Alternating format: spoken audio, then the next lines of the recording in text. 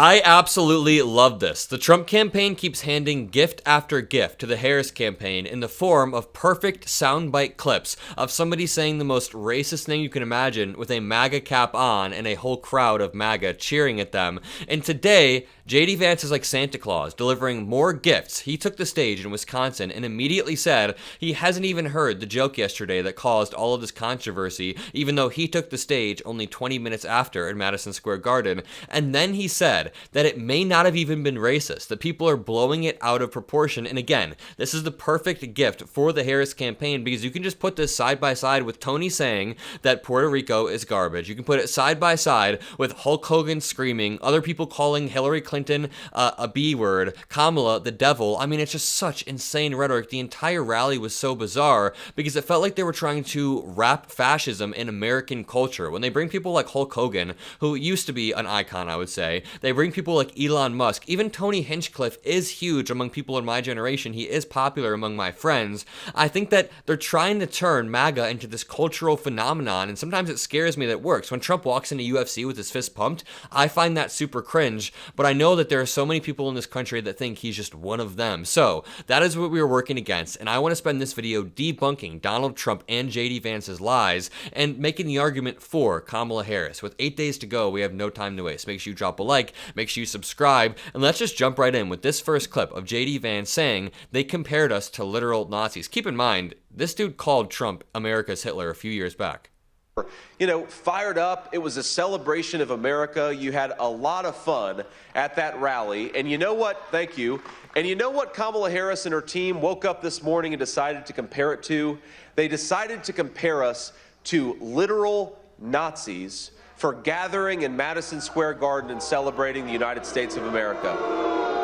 You compared Trump to a literal Nazi. Even people like John Kelly said Trump wants Hitler's generals. People like Mark Milley say Trump is fascist to the core. So yeah, we can make that argument. And also, it's hilarious to me that JD Vance said that was a pro-America event or whatever, when in reality, they were all just trashing on America. The first speaker said that Puerto Rico is garbage. There was another speaker that said America is falling. Trump himself says America is a dumping ground, a garbage can. We are a failing nation. He said all of those things. That's not very pro-America in my eyes. These are the same people, of course, who call us racist for wanting to secure the southern border.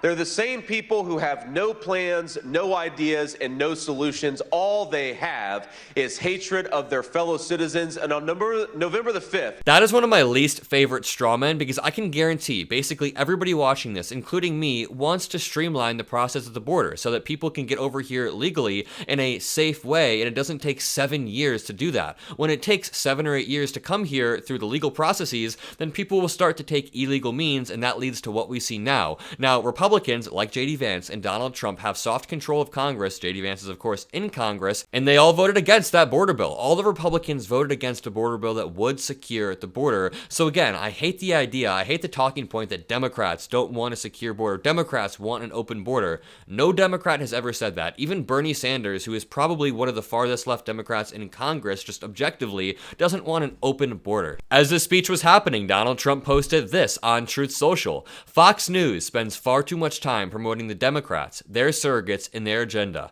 Today I watched over and over again an angry and totally out of control Michelle Obama trying to save the campaign of Comrade Kamala Harris. I mean, when have we ever seen Michelle Obama angry and out of control? She is the most level-headed person I've ever seen. He said, I'm leading in Michigan. Not true. It's a coin flip right now. By a lot because of the great support from auto workers, Arab Americans, Jewish Americans, and all other patriots. But Fox refuses to put up those polls. Fox also plays more negative commercials and ads promoting the other side than is even imaginable. Our ads on Fox News are always a big deal to negotiate. They want us to change and weaken the content, but we put them up on CNN with no problem. This dude is such a whiner. I've never seen such a whiner. And earlier Byron Donalds was on CNN saying that Donald Trump is an alpha male. He is an alpha male. He whines more than any 3-year-old I have ever met. And I want you guys to remember, yesterday during the Madison Square Garden rally, Donald Trump looked over to Speaker of the House Mike Johnson and said that we have a little secret that will come out after November that could change everything with the House.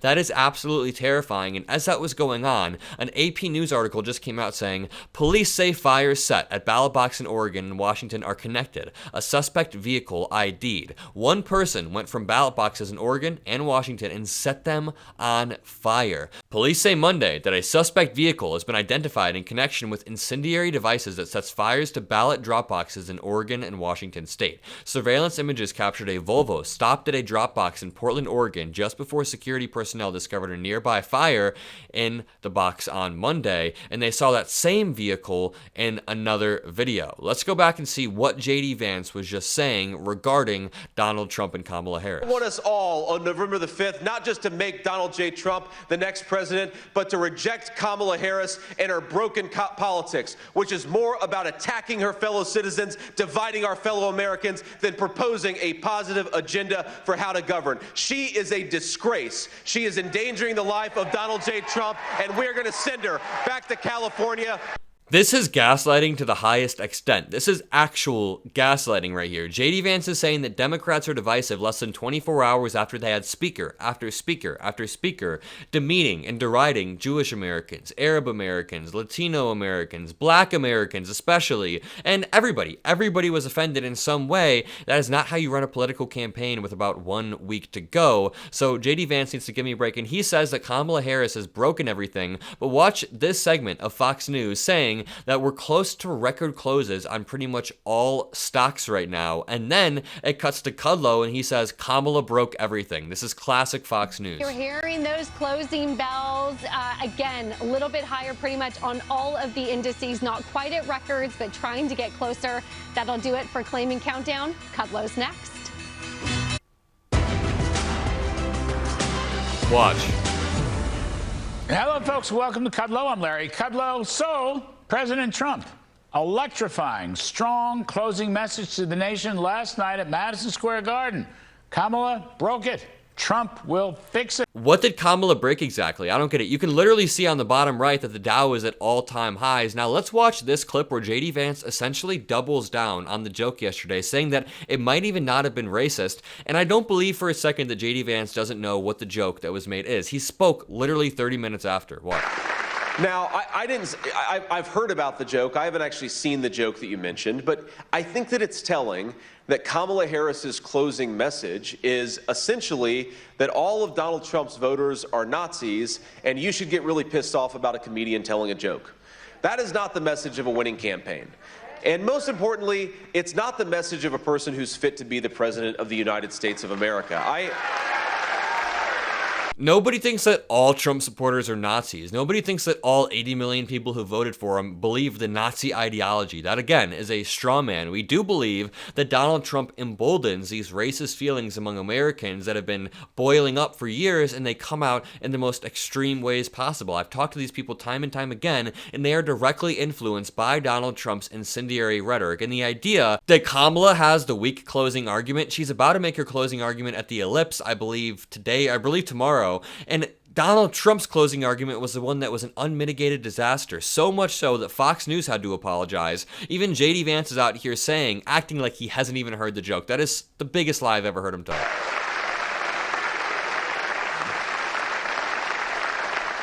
And my own view on this is, look, again, I haven't seen the joke. Maybe it's a stupid racist joke, as you said. Maybe it's not. I haven't seen it. It is, and he has seen it. I'm not going to comment on the specifics of the joke, but I think that we have to stop getting so offended at every little thing in the United States of America. I'm so over it. Well, let's see if it's the liberals getting offended, the snowflake liberals, or let's see if it's actual Puerto Rican voters in Pennsylvania, the 300,000 that live there, plus the 600,000 Latino voters that live there. Maybe it's not just the snowflake liberals getting mad. Maybe it's actual people who don't like being talked about in that manner. Here's JD Vance talking about democratic censorship that doesn't exist. Take a look. Hey, Senator Torian Small with CBS News again. Last night, obviously Speaker Johnson was there at Madison Square Garden. Former President Trump looked at him and said 2 policy proposals, one on addressing immigration with mass deportation through the Alien Enemies Act. The other one was a proposal to ban flag burning. Your response to that, especially considering the latter would be a breach of free speech, which you've talked about before. Well, I think that we can all recognize that there are important national symbols that are worth protecting, and I think the American flag is a national symbol that's worth protecting. What's more important than a piece of fabric is the First Amendment, the right to protest, the right to assemble, the right to burn things if that is how you want to protest, because that is America. And listen, I don't think I would ever burn an American flag. I can't see myself doing that. I just don't think it's an effective way to protest. I just personally find it overkill, but I think anybody should have the right to do that, and I will support anybody's right to do that till the end of my days. Look, the censorship that I'm worried about is not somebody not being able to burn a flag at a protest rally, which, by the way, can sometimes be dangerous.